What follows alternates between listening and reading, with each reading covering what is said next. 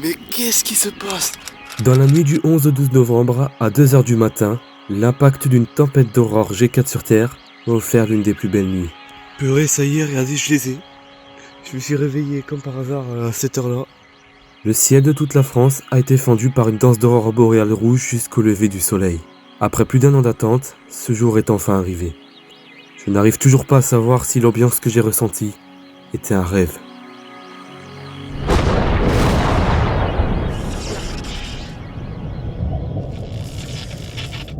L'activité de notre étoile est encadrée grâce au cycle solaire. Chaque cycle a une durée d'à peu près 11 ans avec un pic d'activité qui se traduit par une augmentation du nombre de taches solaires et de l'intensité des éruptions. À la fin de l'année 2019, plusieurs indices du minimum solaire sont observés à sa surface, comme la présence de taches avec une polarité inverse. Comme on détermine le renouvellement d'un cycle au minimum solaire, nous basculons donc dans le cycle 25.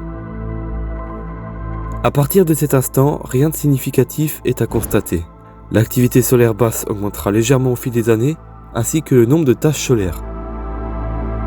En 2023, tandis que le pic approche et que notre étoile se réveille, les aurores apparaissent timidement dans le nord de la France, occasionnellement.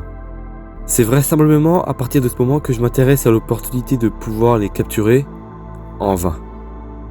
Parce que le 14 juillet 2023, les médias ont annoncé une probabilité d'observer des aurores. Je mets donc mon téléphone en multilapse pour tenter de les photographier, mais aucune lueur aurorale n'a été signalée ce soir-là. Mais tout bascule en 2024, dans la nuit du 10 au 11 mai. Putain, ces aurores boréales sont magnifiques. Oh la vache. En plus, il y a la lune cendrée en plus.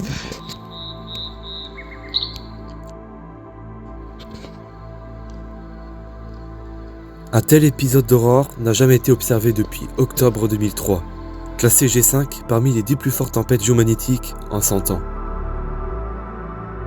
La nuit suivante, j'ai quand même pu les réobserver à nouveau en début de soirée, mais quand même bien moins fort que la veille.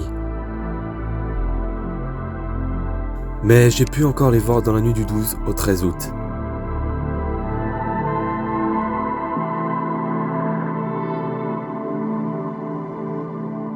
Difficilement, le 12 septembre, malgré la lueur de la lune.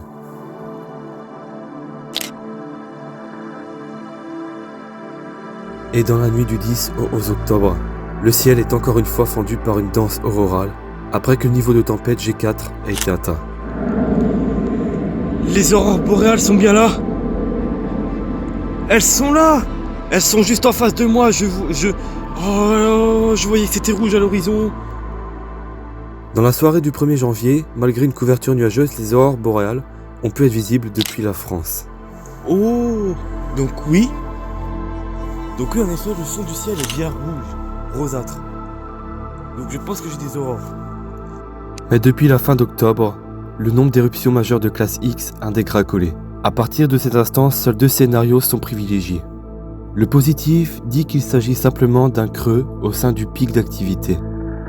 Soit le maximum solaire était en réalité en 2024. Alors qu'on pensait tous que le pic était en 2025 et que donc tout ce qu'on ait pu voir était juste un avant-goût de ce qui nous était réservé, alors qu'en fait on vient déjà de vivre le maximum solaire du 25e cycle. Mais 1 an plus tard, alors que le soleil ne fait plus parler de lui, l'impensable se produit. Bon, ça y est, après approximativement 1 année de soleil complètement mort, sans activité solaire, ça y est, ça vient de se réveiller.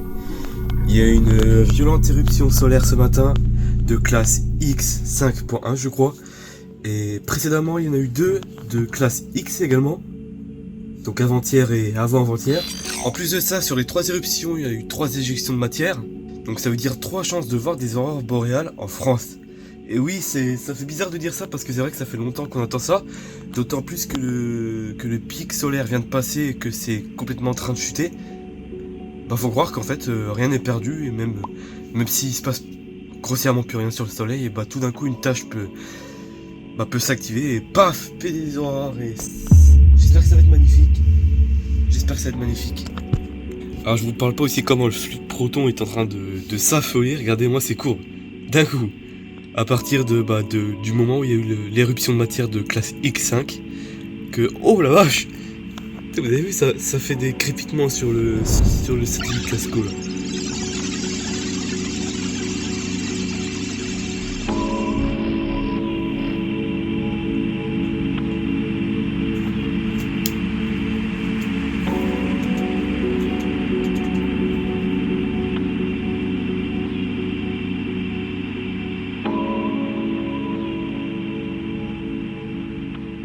L'éruption de matière de ce matin devrait toucher la Terre dans la soirée du 12 novembre. Les modèles vont avoir un impact fort mais sans vraiment d'importance des deux premières CME entre le 11 et le 12 en pleine nuit. Donc du coup là en résumé on va bien pouvoir se reposer cette nuit en attendant tranquillement les aurores de la nuit suivante.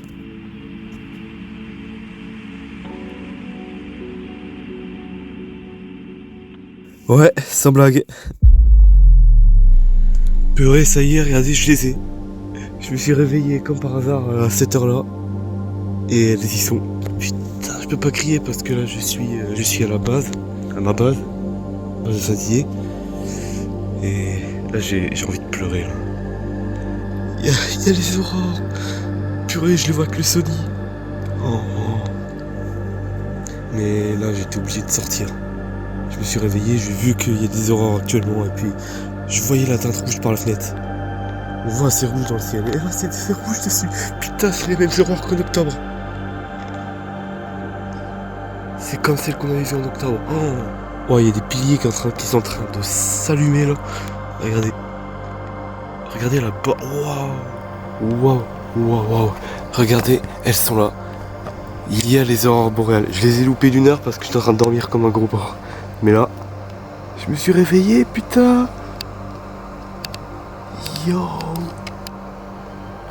Ah oui, en plus, j'étais pas monté à fond. Oh. Waouh. What the f... Putain. Il est 4h08 du matin. Le premier impact de la CME est arrivé il y a 3h. À 1h du matin pour être plus précis. Et au début on voyait rien. Et voilà, on est passé en KP8. C'était pas prévu ça. Enfin si un peu, mais c'était pas prévu autant fort.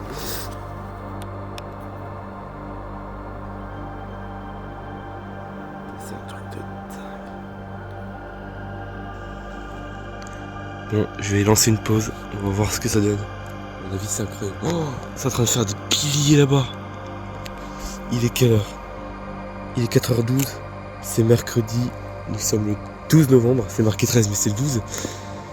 Et... Oh, ça y est, je vois les premières aurores boréales. Normalement c'était pas prévu aujourd'hui en plus. Il y avait un risque en effet d'en voir aujourd'hui mais pas aussi beau quoi. Une éjection de masse coronale issue de la... Oh putain, c'est beau. Oh.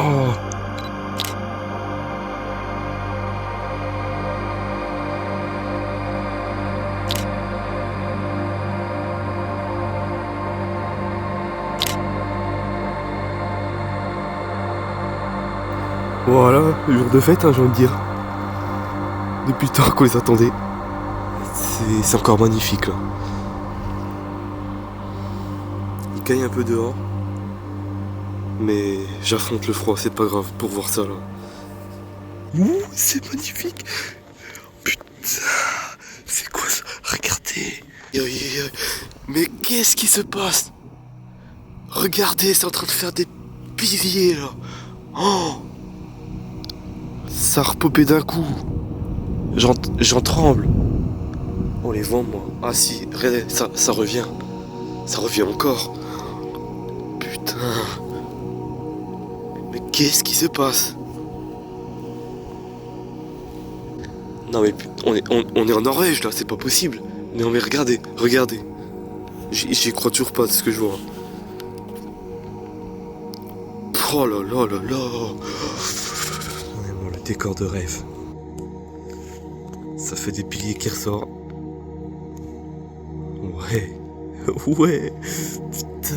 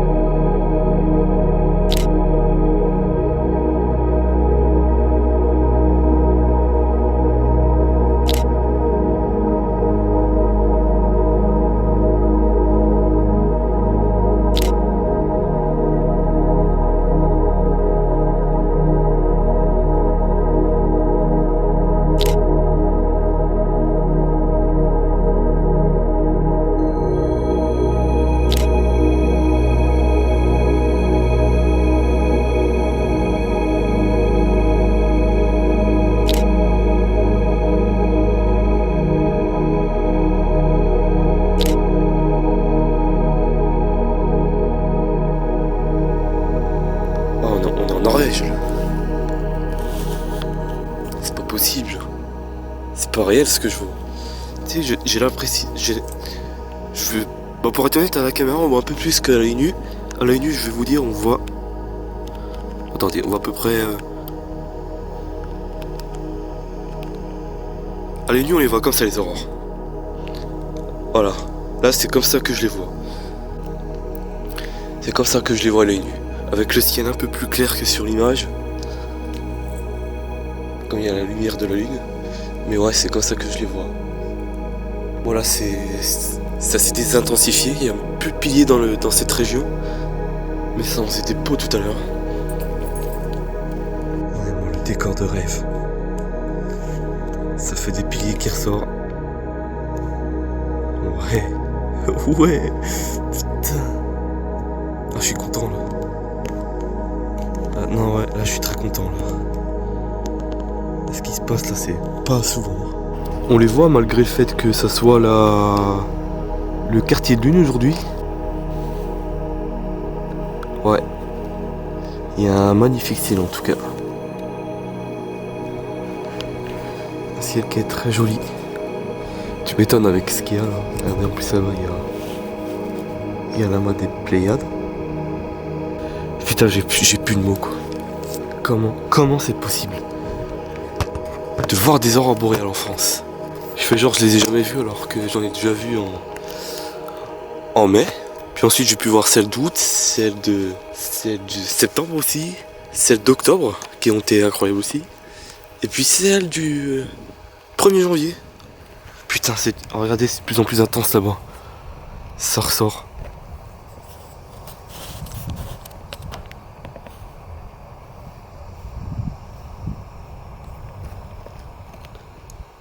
Ah ouais, regardez, c'est en train de revenir là-bas.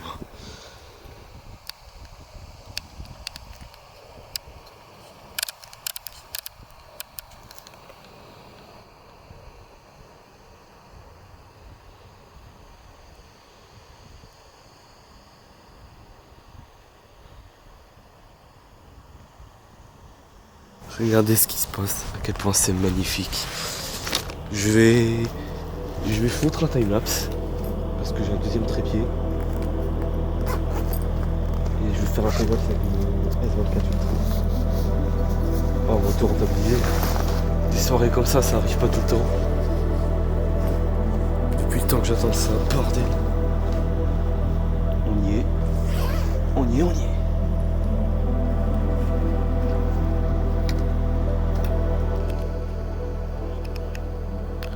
J'en tremble, putain.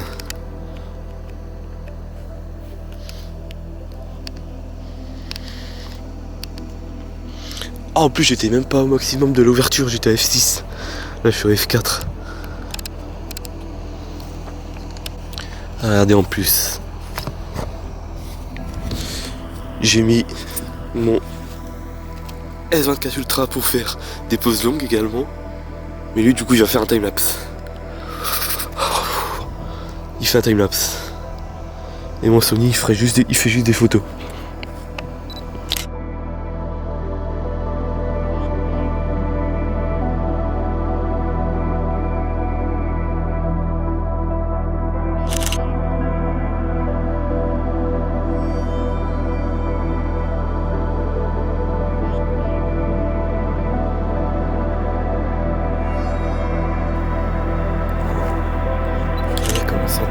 Regardez comment c'est en train de sortir de l'autre côté là. Wouah. Purée. Ça ressort. Ah puis c'est au nord que c'est... Oh putain, ça fait des piliers. Wouah, c'est en train de faire un pilier. Ça y est, les piliers sont en train de renaître.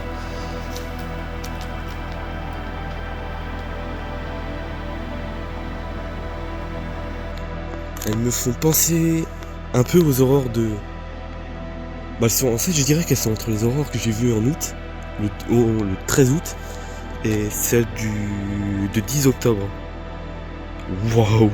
C'est dingue. C'est magnifique. Mais elles sont quand même moins fortes que les aurores du 10 octobre. Mais celle-là, on arrive à les voir à l'œil nu, puis on voit les couleurs surtout. Alors que celle d'août, je me rappelle, on voyait pas les couleurs. On voyait les piliers par contre. Et par contre, ouais, c'est pas celle de mai encore. Mais ça sera pour une prochaine fois, ça. Peut-être demain. Parce que vu ce qui est prévu là, à mon avis, demain, ça va être incroyable.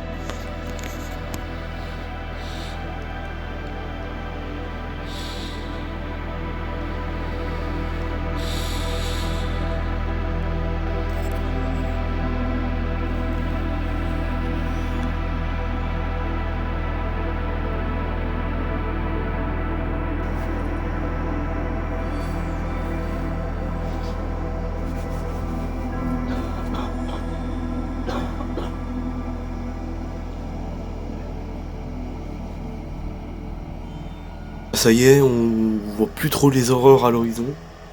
C'est encore un peu rosâtre, mais je distingue plus rien à l'œil nu. Ça semble être la fin de des aurores pour cette nuit, mais pas pour aujourd'hui, parce que là nous sommes le 12. Et le 12 au soir, il y a l'impact de la CME, de l'éruption de matière qui s'est produit le 11 novembre. Il est 5h24. Et à mon avis, ça va être la fin pour aujourd'hui. On va pouvoir rentrer là tous.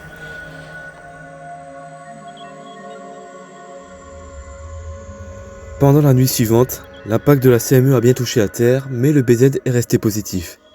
Ce n'est que très tard dans la nuit que les conditions sont redevenues favorables.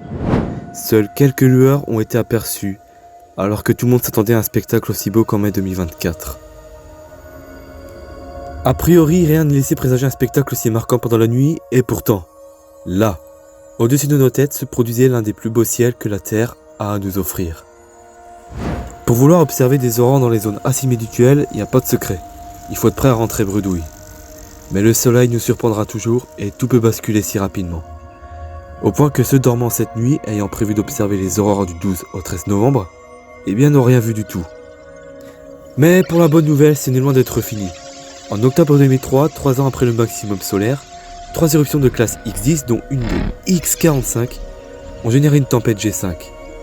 Des aurores d'intensité extrême, encore plus qu'en mai 2024. D'ailleurs, il se pourrait même qu'elles apparaissent prochainement, car une tache plutôt active est détectée du côté opposé du Soleil, et devrait être face à la Terre dans moins d'une semaine. D'ailleurs en témoignant les halos de matière déjà visibles avec ce haut. Si elle reste vivante, peut-être qu'on va pouvoir revivre ça.